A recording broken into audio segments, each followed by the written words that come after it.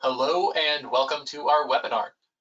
My name is Matthew. I'm the B2B marketing manager here today at Caspian. And I'm here today to kind of intro our webinar topic and go through some housekeeping, and then I'll pass it over to our wonderful speakers, Brittni and Taylor. So our topic is how to prep for Prime Day 2022. We're going to be focusing on marketing and logistics. And as Taylor will mention, we're going to be breaking this up over before, during, and after Prime Day. We are going to have a live Q&A at the end of this webinar. So if you have questions at any time, please do ask those in the chat and we'll address those during the Q&A. We also are recording this webinar. So if you have to drop off early, pop out for a call, we will be sending a copy of the recording to you most likely tomorrow. With that, I will pass it over to our speakers, starting with Taylor. Thank you, Matthew, for that lovely introduction. I'll introduce myself. I'm Taylor Smits. I'm the co-founder of MyFBAPrep, and right now I'm focusing my efforts as the head of supply chain for MyFBAPrep. Brittni, thanks for having me, and I'll let you introduce yourself. Hi, everyone. My name is Brittni Rizzo, and I work at Caspian as one of the search marketing coordinators. A little bit about myself. I manage a lot of the search marketing campaigns here for a lot of agency as well as retail partners. And Caspian as a whole has been around since 2008.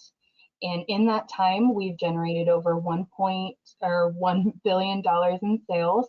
And a big part of that growth has been our in-house marketing team and the strategies and the milestones that we've hit over the years. So a lot of testing, a lot of trying something with one partner and trying something with another has really grown those sales. So we come from a long line of strategies and data and experience.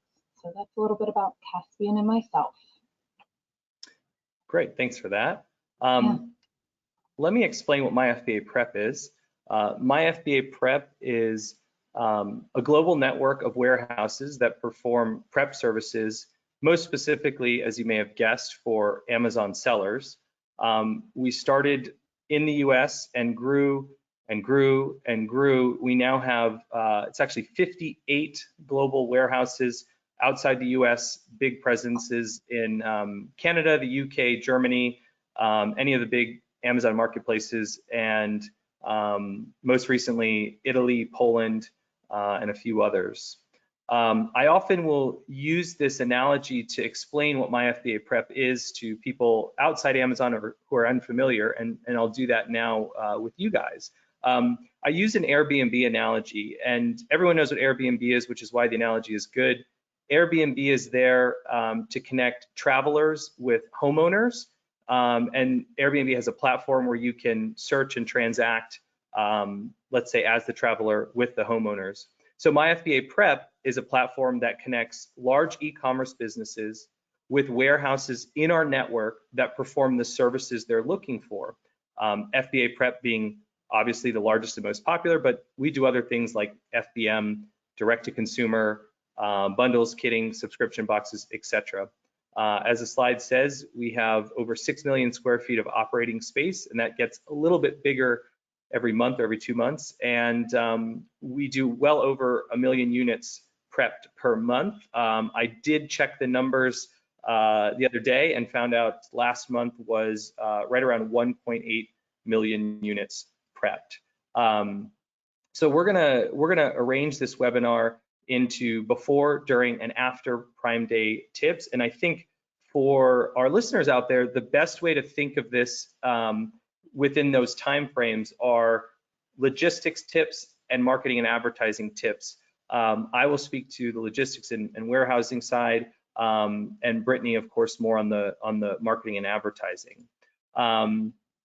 So we'll get started with before Prime Day. Really, what should you be thinking about from a warehousing or logistics side in advance of Prime Day? So clearly, the most important thing you can do in preparation for Prime Day is to ensure that you have the right quantity and variety of SKUs at Amazon. Now, this applies whether you are a private label seller and you own your own brand, or whether you're a wholesaler or you follow an agency model where you're selling products from a brand that you don't own. But the focus here is, of course, getting goods into FBA. I promise we will get more specific than this general bit of advice that I'm sure everyone knows already throughout this webinar, but this is a good starting point. So if you're thinking about having an increase in volume or in inventory so that you can sell more, you'll probably need to learn how to do FBA prep at scale.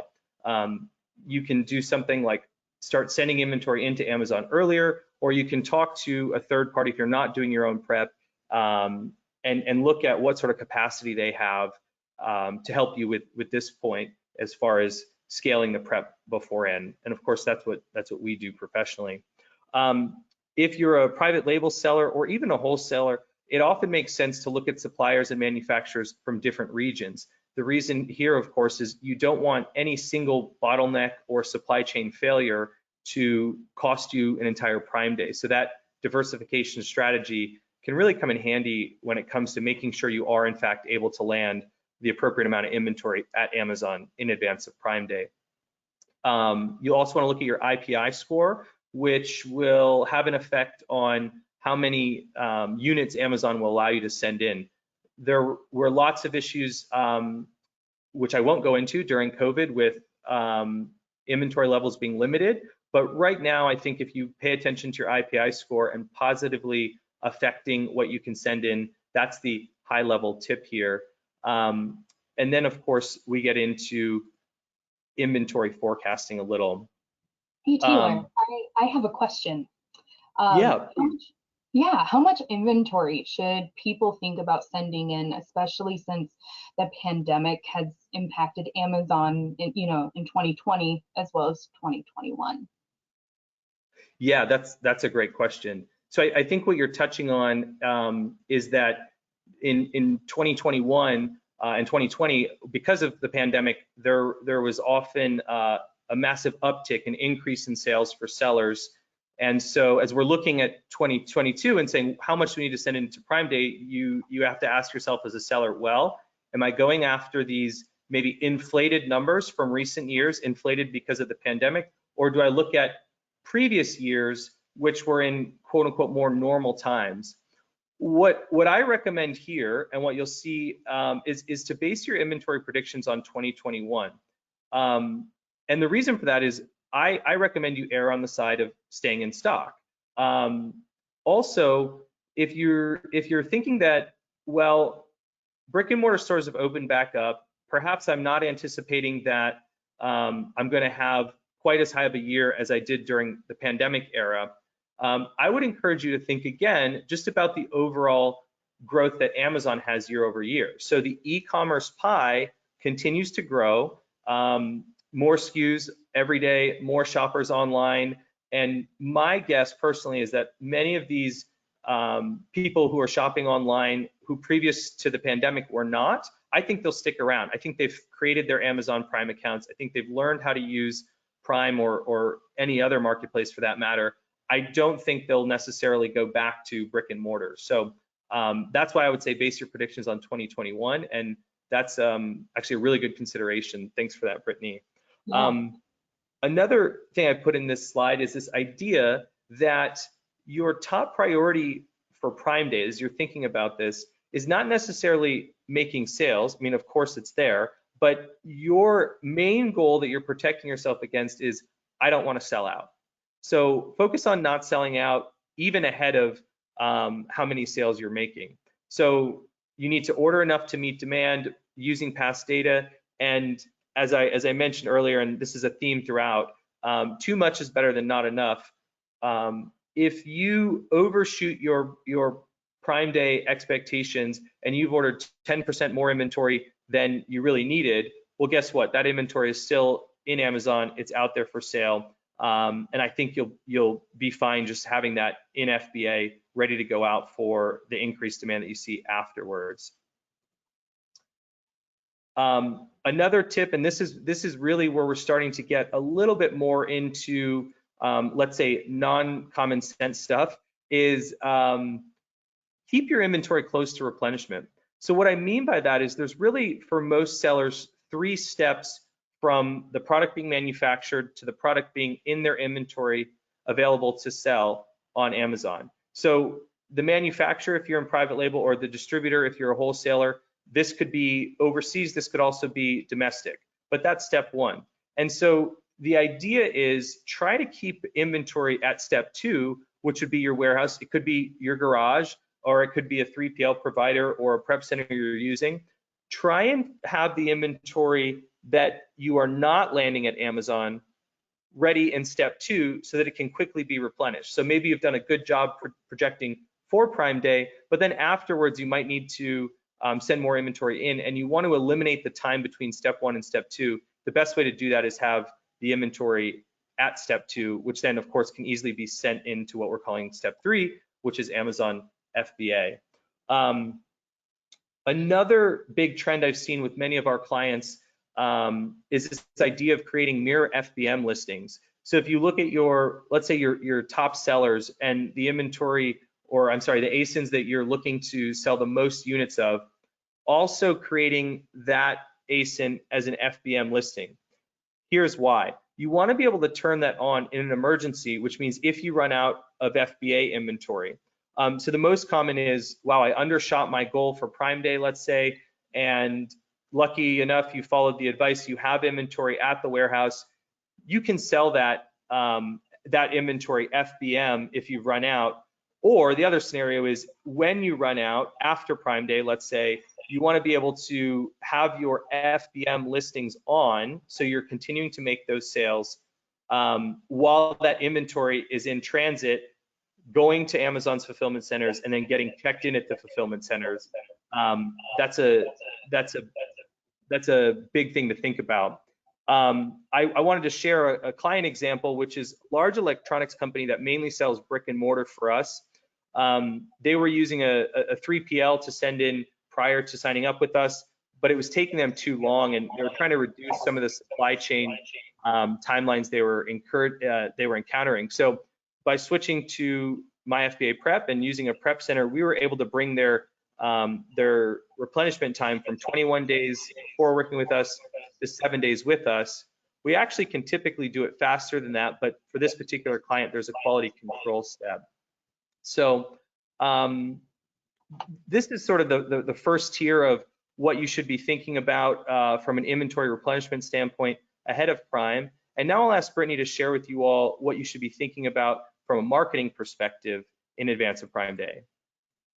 Yeah, absolutely. So one of the big things about Prime Day is that Amazon is going to be obviously bringing a lot of people into Amazon. They're going to be advertising on their own just to bring people to Amazon. So this is our time as marketers to really capitalize on bringing more brand awareness to our partners. And this is a week ahead of time, before Prime Day even starts. You want to be out there, you want to make your presence known.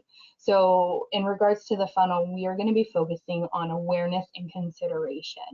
People a week before Prime Day will start looking, they're aware of the Prime Day days, and now they're looking for products. And that's when you want to really expand and try and focus on your top converting non-branded keywords and really start driving a full, sponsored product, sponsored brand, sponsored display strategy so that you are saturating these pages. So another thing is you want to make sure that you have enough inventory, which is, what Taylor just talked about, but also detailing out your product pages, which is what I will be talking about on the next slide.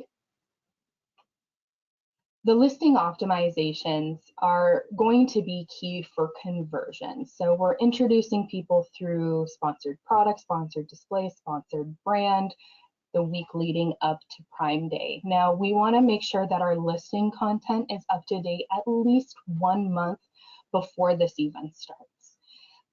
Listing optimizations can be updating A+ content, your pictures, descriptions, keywords that you want to show for that are more broad. These are things that are going to be key for discoverability and buyability. So we want to be able to be discoverable through our keywords, and that's how we use those in our campaigns. But we also want to improve our buyability. We want to put our best foot forward, describing our products and what people can anticipate when they are shopping with your brand. So one of the best things to do is just have accurate descriptions, because nothing's worse than going through the whole sales process, somebody purchases and they're not getting what they expected, and then returns will follow. So set those clear expectations, and that will help mitigate some of the returns and poor reviews as time goes along. I think that's great advice, Brittni. I'll emphasize from the warehouse's standpoint, working with sellers, it's much easier to prevent returns than it is to process them. It's also very expensive to process them, which we'll touch on in the next section. But the accurate expectations are the first step to avoid returns in the first place. And I think that's really solid advice. Absolutely. And most businesses have that. It's just something to mention as we lead up to Prime Day, because it does take a moment for those Amazon algorithms to really start to understand the product pages after edit. So keep that in mind. End of May should be the last ditch effort to make any page optimizations. But once we have people considered into our page and everything else, we want to focus on Amazon deals. So Amazon deals, particularly deal of the day, those are going to be due by April 29th. This is always pretty far ahead of time, and it's approved on the SKU level. So if you have multiple sellers of the same product, some of the SKUs will be approved and others will not. In regards to eligibility requirements, Amazon's pretty strict about those, and so this might not be an option for every brand, but we're going to talk about that as we go along. But some of the things that Amazon does look at is an established sales history. So if you're new to Amazon, chances are you're probably not going to get the deal of the day, but we'll talk about that later. You must have at least 3-star product ratings. It must be in new condition, Prime eligible for the US and Puerto Rico, and compliant. That's a big thing too, to be approved for these deals. Now, when we look at the chart here, the week of Prime Day in regards to deal of the day performance, you typically see 150% increase. But what's really nice is that aftershock of, a 68% increase the week after. And as marketers, I think there's going to be a longer aftershock after Prime Day, but I'm going to get to that a little bit later.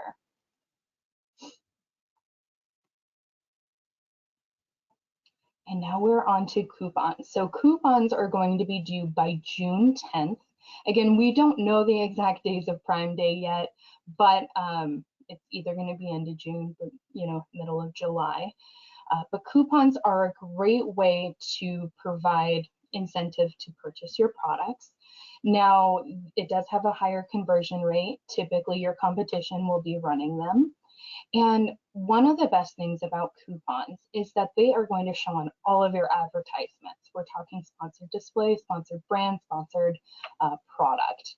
That way, it's kind of a little bit of everywhere, but it does come with that 60-cent per redemption price tag.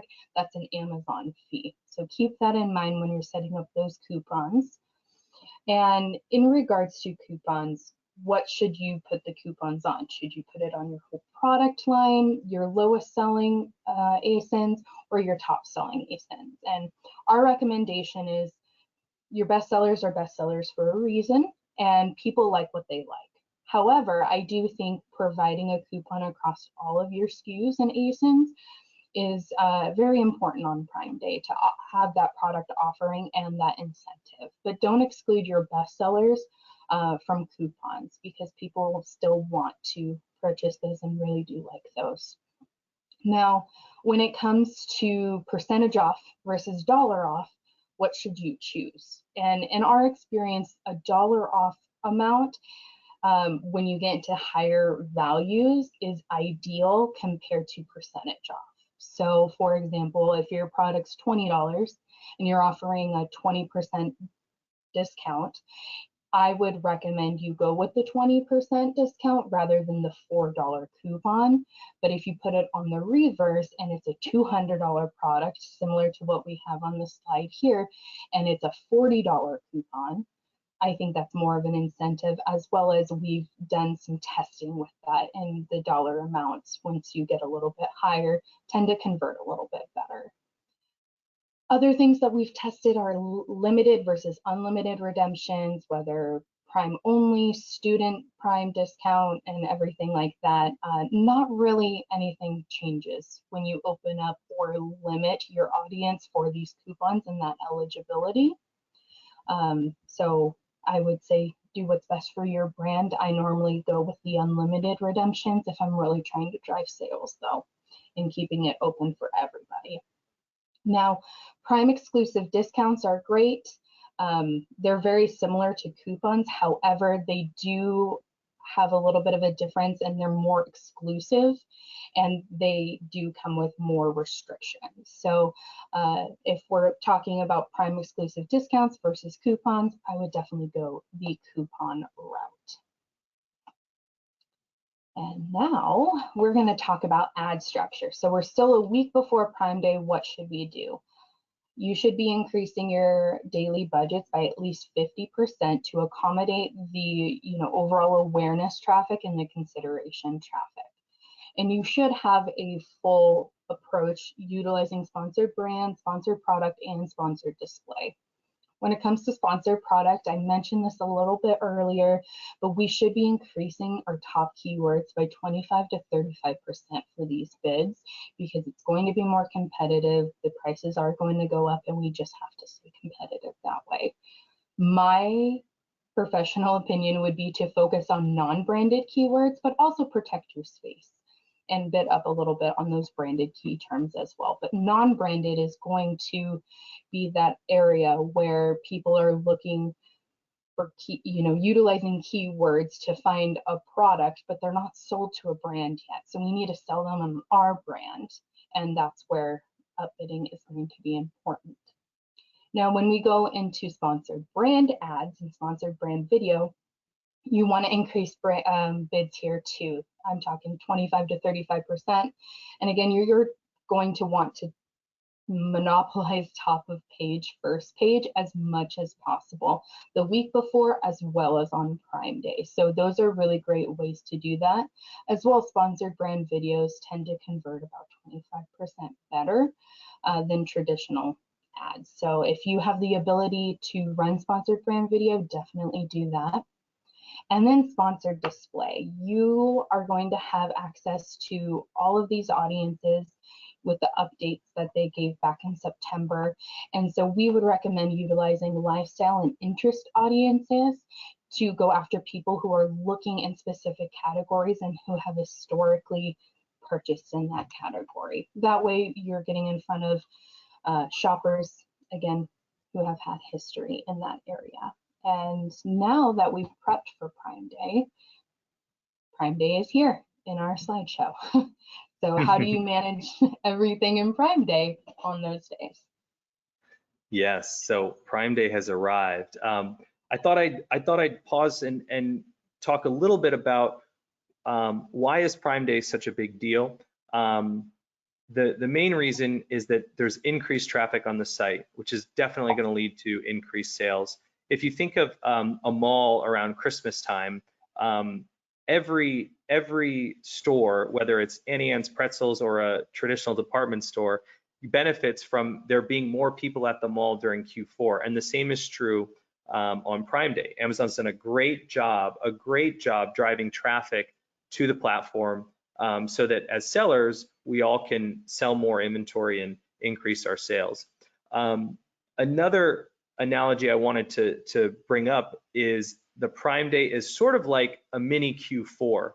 And what I've put in the first bullet point here is some advice from an Amazon educator named Jamie Davidson.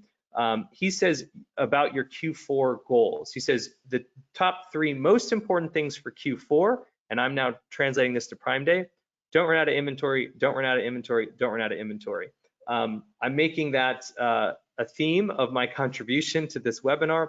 But that's really what you should be thinking about. As Prime Day is here, you should be looking at your inventory saying, okay, great, sales are going up, sales are going up. How's my inventory doing? And it's kind of an interesting game to play because you want your sales to go up. If you're a sicko like me, you'll be refreshing the Amazon seller app over and over and over again.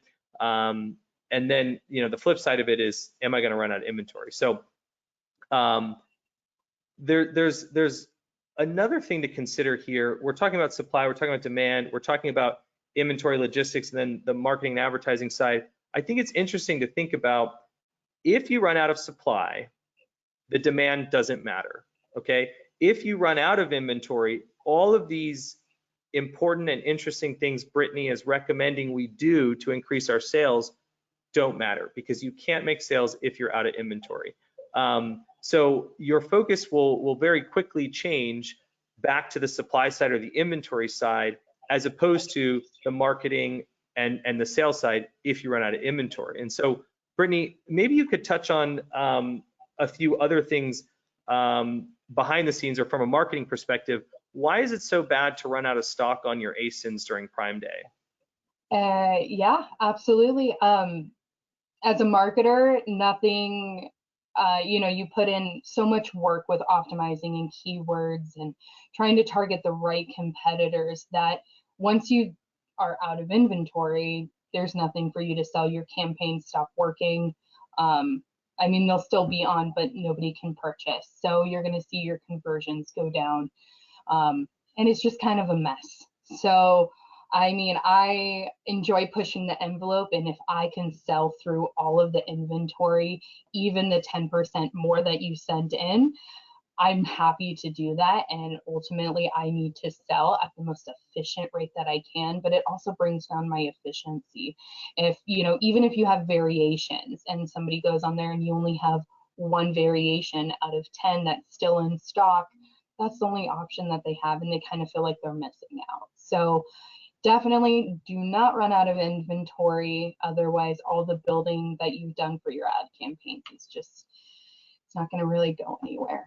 And that's not good for anybody. Yeah, taking that conversion metric hit is not ideal. And also, if your ASIN stops selling, the BSR will increase, which is adversely favorable, right? You want the lowest BSR, meaning the number one product, and you're missing out on that ranking juice. I'm not a marketing guy like Brittni is, so I can use these non-technical terms, but your Amazon ranking juice is gone when you're out of stock, so don't want that to happen. So again, this idea of you got to manage the supply and the demand. Brittni is talking about things that will increase the demand, but all of that only matters when you have supply. So I'm going to ask her to touch on some of these demand initiatives like cost per click, deals, coupons, monitoring the competition. We'll see what we can learn from what she's recommending we do. Yeah, I would definitely, the week of Prime or before Prime Day, take a look at what your competitors are doing, know where their strengths are, and also in turn defend your space, which I will get to a little bit. But what your focus should be on Prime Day is top of page, first page. And you're going to want to increase your top performing keywords again by another 35 to 50%. You want to have them pretty high so that you're consistently there, but you want to make sure that you have enough money throughout the day to show for most of the day. So that's another thing, is just making sure that you increase your daily budgets with what you feel is correct for your brand. Every product and every brand is different, and you are going to know what is best for them. So look at the historical data, look at the competition, look at the SKU and the sales volume, and make your determinations there when you're adjusting some of these campaigns. So for example, if you typically have a campaign that is $50 a day, you might consider increasing it to $100 or even $200 for the day. And especially with Prime Day typically being 2 days, you want to have enough budget that you are showing throughout the day. Your ads never go down and you stay competitive and you really capitalize on that. Another way of doing that is adding bid multipliers for top of search for your sponsored product ads. You can go up by 25%. So for example, if you're bidding $1 for a keyword, you are telling Amazon, I am willing to bid up to $1.25 in order to get top of page, first page placement. I would even recommend going higher than that if you see it fit for that product. If you think that you're going to be winning the more you are on the first page, your product has great reviews, competitive in price, and has a really good product detail page, I would recommend even going higher than that 25. Morning of Prime Day, you still want to check in on those coupons and lightning deals, see how they're doing, what's going on, but also use the capabilities of sponsored display. I cannot emphasize this enough. Sponsored display has been a huge game changer, specifically for this past holiday season for us. But some of the ways we utilize sponsored display is going to be connecting with brand halo shoppers through purchase remarketing. I would recommend this if your product is something that people buy often or multiples of, and then retargeting them based on their past purchases. If your product is more of a one and done, I would connect with them and in-market shoppers by using audience targeting. So looking at the audiences, defining them out, and then advertising that way. Another thing I would do is develop a defensive strategy with sponsored display and retarget your own product listing pages to try and defend your space. A lot of people are going to be competitive. It's kind of cutthroat a little bit, so you want to protect your space, and you'd be surprised how many new to brand orders are generated from a defensive strategy and targeting your own product pages, especially if you have a large SKU count. Retargeting it with different variations or other types of your product line, I think is just showcases more of your brand and the products. And I've used this for quite some time, and it's definitely converted very well at a very low ACoS. So there's a takeaway. Be defensive, but also be offensive in your sponsored display strategy. All right, so now we're done with Prime Day. What do we do? We're over that hill. What happens now? After Prime Day, you're probably gonna see some returns and other things like that, but I'll let Taylor speak to that. But we're gonna be running a poll real quick about this question. Do you tend to see a comparable amount of returns after Prime Day versus the holidays? We want to hear from you about this. In my personal opinion, on Prime Day, people are shopping for themselves and people in their immediate families in their household. So it's more of a I want, whereas during the holidays, it's a you want. You know, they're shopping for everybody else. So I think that because it's more centered on what I want, I don't think there will be as many returns, but there will be returns. You can never avoid them. But we want to hear from you.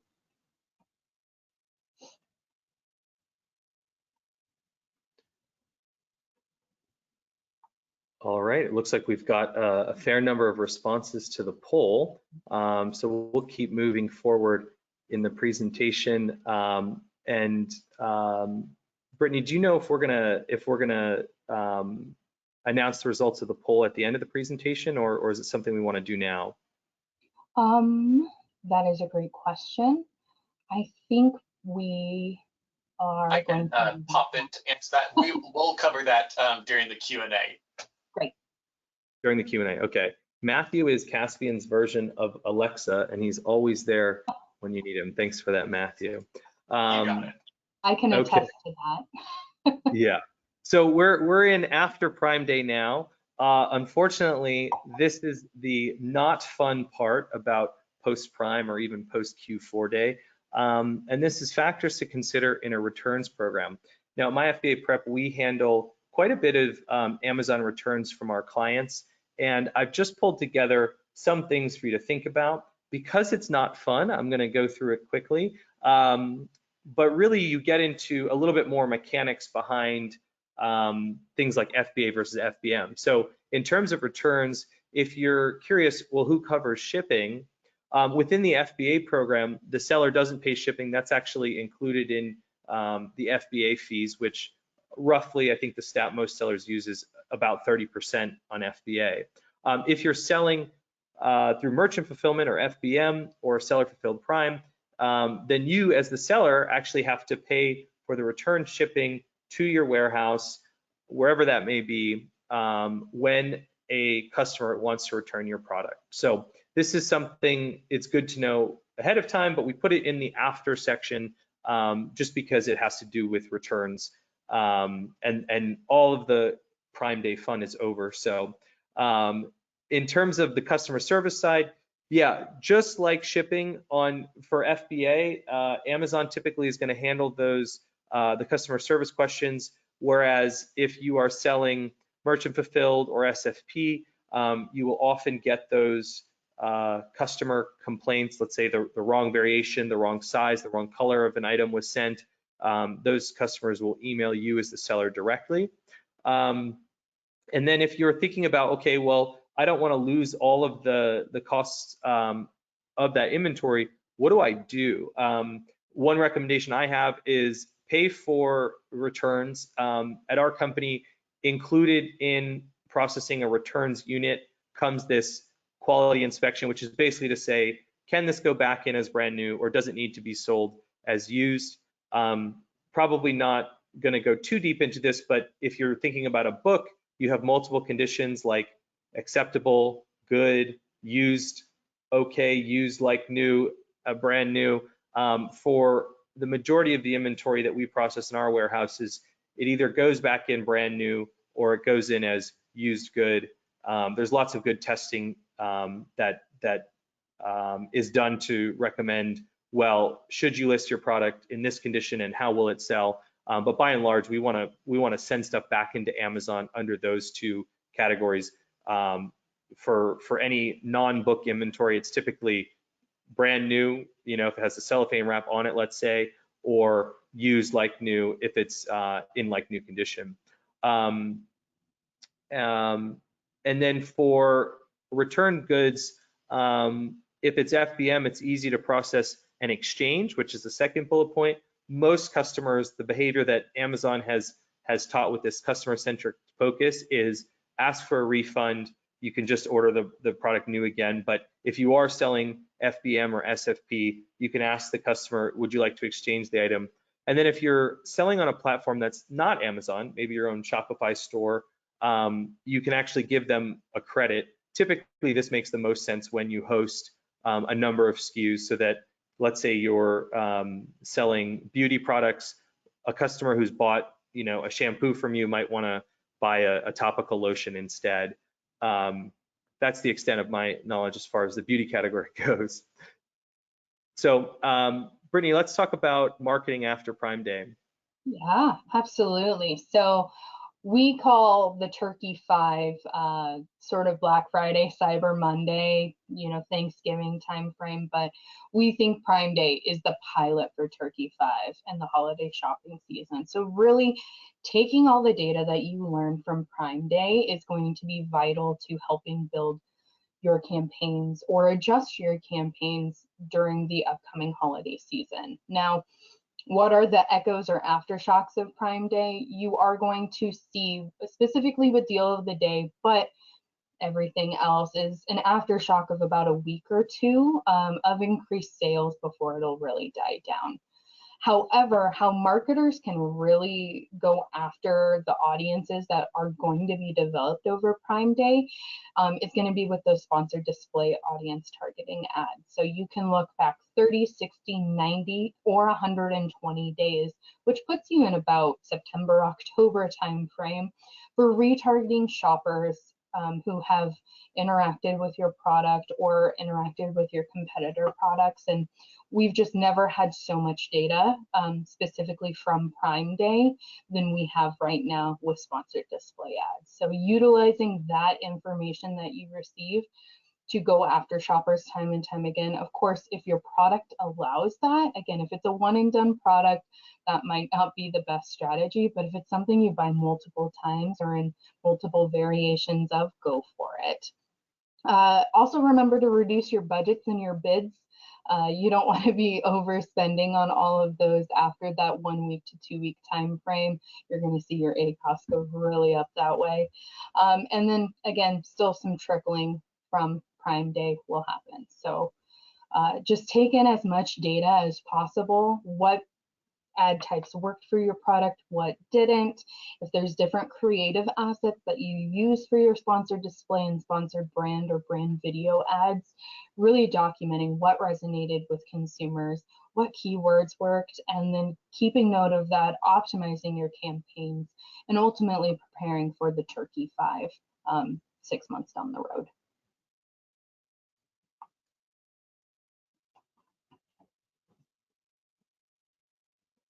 All right, that is our webinar for today.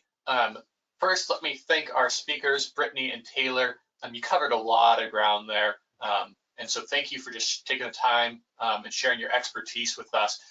Now we're going to jump into the live Q&A. So we do have some questions that came in during the webinar. I'll start with those. And if you have any questions, please go ahead and throw those in chat and we'll hop into those as well. Before we do that though, I'd like to share our poll results. Question was, do you tend to see comparable volumes of returns after Prime Day as you do to the holiday season? We had 54% say yes, that they do see comparable returns, with 46% saying no, that they don't, that there's a difference. My sneaking suspicion is that that might be related to product category, that depending on the product type, if it's a repeat purchase or not, if, what type of, I guess, just that product category will have a factor. But I'm curious, Taylor and Brittni, if either of you have input on those results. I'm along the same lines as you, Matthew, in regards to, I think it all depends on the products, and maybe, you know, in me talking about, oh, Prime Day is more so what I want versus what I'm getting everybody else, maybe sometimes I backtrack on those purchases. So I can understand it from that regard. Any thoughts, Taylor? No, it's actually something that I want to take away and ask our clients at MyFBAPrep and see what they have to say.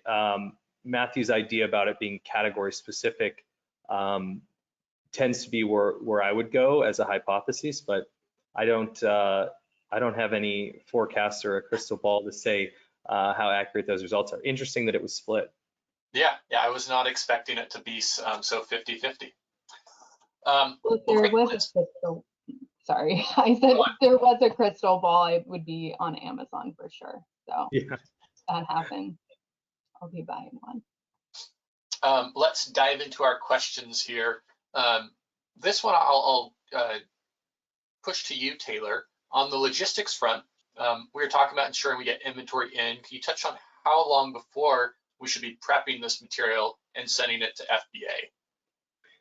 I think this year is June 20th. I'd need to double check that, but I believe it's June 20th is the date that's been given that you need to have your inventory in for Prime Day. And Brittni touched on this briefly. I'll just reiterate it. We don't know when Prime Day is. I've seen between July 12th and July 20th. Typically, it's 2 days. Prime Day lasts for 2 days, and so it will very likely be within that time frame. Amazon hasn't let us know yet, but you can just search within the Seller Central platform. I believe it's June 20th is the last day they'll accept inventory for, let's say, your deal of the day or lightning deals. And it's about a similar advance if you think of Q4. Amazon will remind you with an email as a seller saying, hey, if you want your goods to be sold and delivered before Christmas, you must get them in by, you know, December 4th or et cetera, et cetera. They will let you know ahead of time. I have a question for you, Brittni. Does this apply to online arbitrage sellers? And I believe that they are referring to the risk of selling out and the impact that running out of stock has on ASINs. So does online arbitrage, the risk of running out of inventory, affect rankings across the ranking, or excuse me, across the listing if there are multiple sellers in it? I do believe so. I just would not run out of inventory, especially with multiple sellers. I think it has a negative impact all the way through. I think I can add to that. We don't take a lot of online arbitrage sellers, but we still have some. And actually, this applies for booksellers as well. Booksellers are a great example for this because when you sell a book, you typically, if it's a used book, you're getting one of that title at a time. And so, well, what does Amazon do to me if I run out of stock? I never was even supposed to have, say 20 of this title in stock. It does negatively affect your IPI score. A lot of booksellers cannot scale past a certain amount because the more inventory they have, when it goes from 1 to 0, then will adversely affect their IPI score. And now all of a sudden you can't send more books into FBA.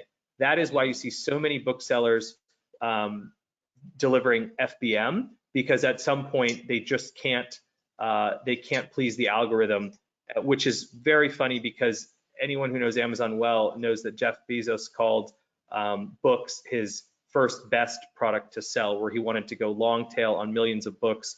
That's really what Amazon was built on originally, and now they sort of ding, if you will, Amazon sellers for selling books. That's a whole nother topic. But for an online arbitrage seller, here's what you do. When you go to 0 on a unit, you delete that ASIN from your inventory, and now when the algorithm runs, it's not showing that you have 0 units for that particular ASIN. So that's what I've heard people do. I'm not super familiar with OA myself, but I've heard that's how you make sure that your IPI score stays high when you do run out of inventory. You touched on FBM, and we actually have a question related to that, so let's segue right into it.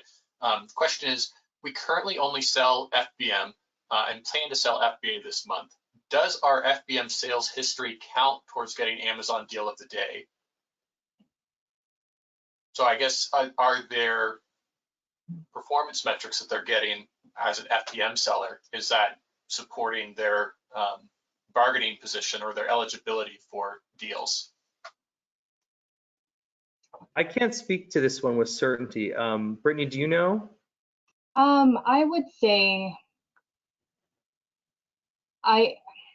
that one's kind of difficult. I feel like with Prime deal of the day, Prime Day exclusives and things like that, that they do focus a lot on Prime.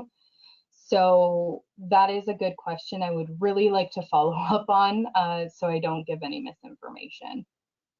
Yeah, and I do have a list of deal requirements in front of me.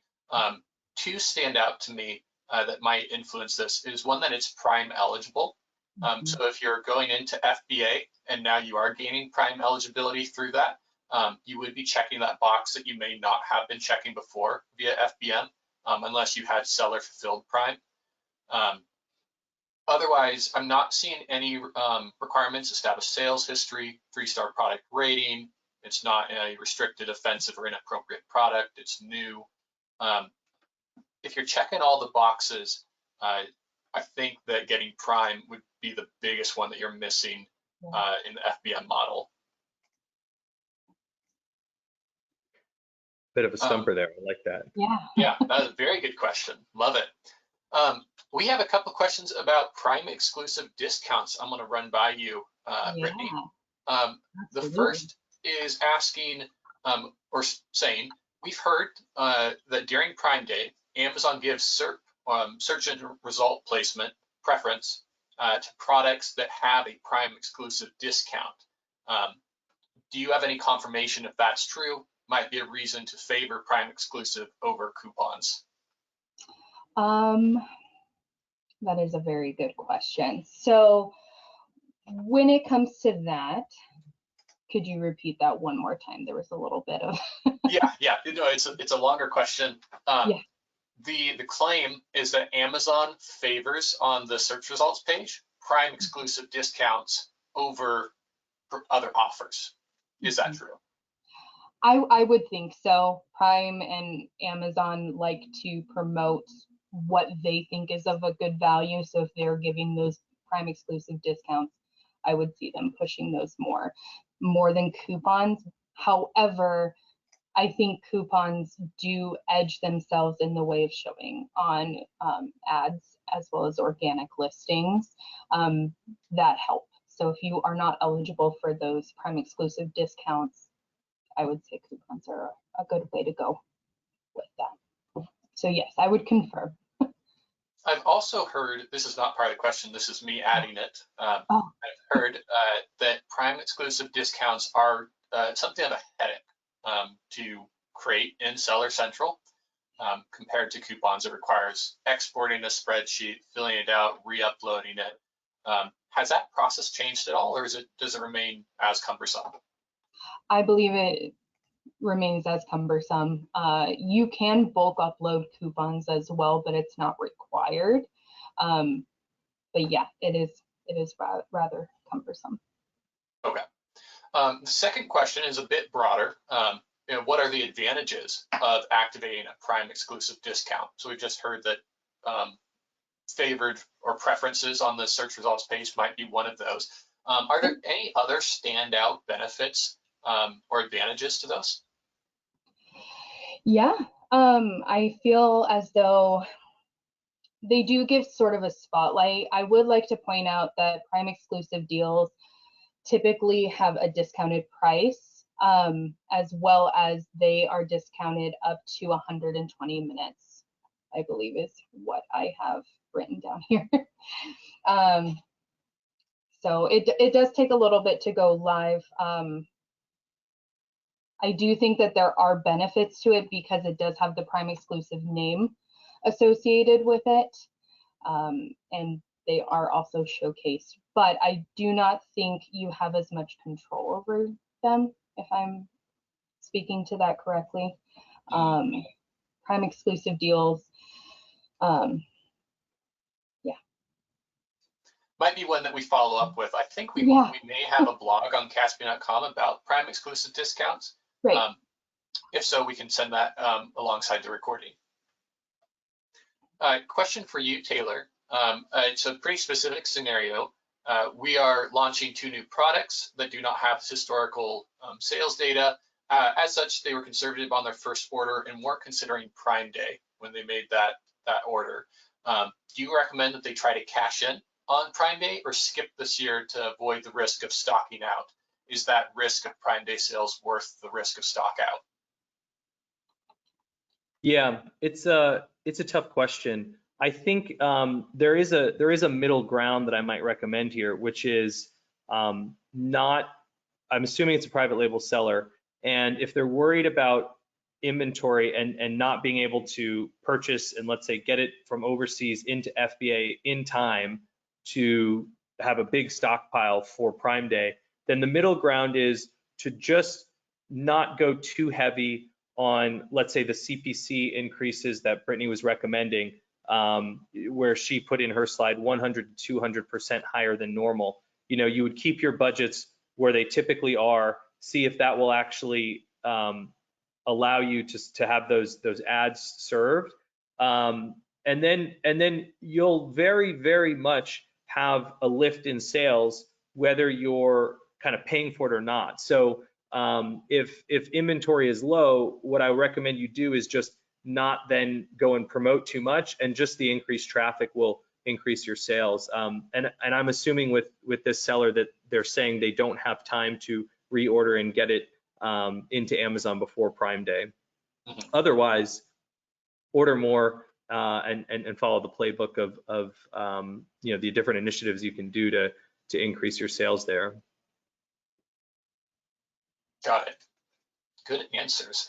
We have 2 more questions for our last 6 minutes here. One is about post Prime Day. We talked about the aftershock of Prime Day residual sales lift, but we also talked about reducing your bids. How much should you be reducing your bids and when?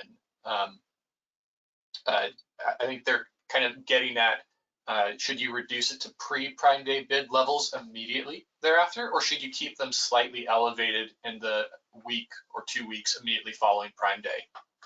Yeah, so how we talked about that was a week before Prime Day, we raised those 25 to 35%.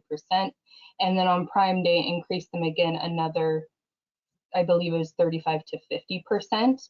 You're going to want to reduce them that 35 to 50% leading out of that week. And then I think about 10 days after that, reduce them to pre-Prime Day normals. So more of like that bell curve sort of a way. Can I ask a follow-up question here, Brittni? Yeah. When you were talking about raising the bid, I think the example you gave was from $1 to $1.25. How does Caspian think about profitability as you're looking at increasing ad spend? So are you just, I'm sure there's many different solutions here, but do you guys say, well, we'll increase it up to break even, but we don't want to lose money on our sales? Just what's the thought process behind that? The thought process is ultimately to stay competitive. We are assuming that most competitors are increasing their bids by at least 50%, if not more. This is very common throughout the holiday season as well. If you look at any historical metrics, you're going to see at least a 30% increase on CPC bids, or averages, if you will, if you're in the seller central console. So our mindset is to stay competitive, increase the daily budgets to show more. But we are banking on the fact that more people are going to be on Amazon and have eyeballs on Amazon than normal regular days. So we need to stay competitive. We need to outbid our customers. And the $1 to $1.25 thought process was actually the placement up bids for top of page, first page placement. I utilize that in my day-to-day for some campaigns because I do think that the product that I'm advertising will be clicked on more if they're on the first page, and that they're comparable to their competitors or better. So that's a strategy I have on my own, but it's important on Prime Day to increase that, but ultimately take that down if you haven't already built that in. Cool. Thanks. That question sparked a couple more. We'll see if we can get all of them in. First, what is a quote unquote good ROAS, that stands for return on ad spend, to target for sponsored ads during pre-Prime Day and then Prime Day itself? I imagine the answer is going to be along the lines of it depends. Yes, it does depend. I would say that it comes down to the product. If you have a higher priced product over $100, that you're going to see your ROAS definitely go down. ACoS is going to go up because they're the inverse. And that's simply because people are interacting and they're pricing out. So you're definitely going to see that. What is typical for that brand is, it depends, but I would see it definitely decrease in overall value with people pricing it out. Now, this is really big for the tech industries and technical type products, but anything and everything is fair game on Amazon when it comes to Prime Day. So I would anticipate quite a bit of an uptick. I've seen an improvement in ACoS from like 20% down to 10% for higher priced items. For lower priced items, I've seen it run the gambit as well, go from 30% down to 20%. So it depends on the historical data of your products. What I would recommend is implementing sponsored display in a defensive strategy that will help keep your ACoS low or your ROAS high, and help protect your space, but also help with the conversion process on Prime Day. So expect to hit the week leading up. That is very normal, but Prime Day and afterwards, you should see that uptick in that sales volume increase. Excellent. Well, I think we're going to have to call it there as we're hitting our time. Again, Taylor, Brittni, thank you so much for taking the time today to speak with us and share all your expertise. To our audience, thank you for sticking around with us for this past hour. We hope it was valuable. As I mentioned, we will be sending out a recording of this webinar, likely tomorrow. And so if you missed anything, you want to revisit anything, just keep an eye out for that. All right. Thank you, everyone.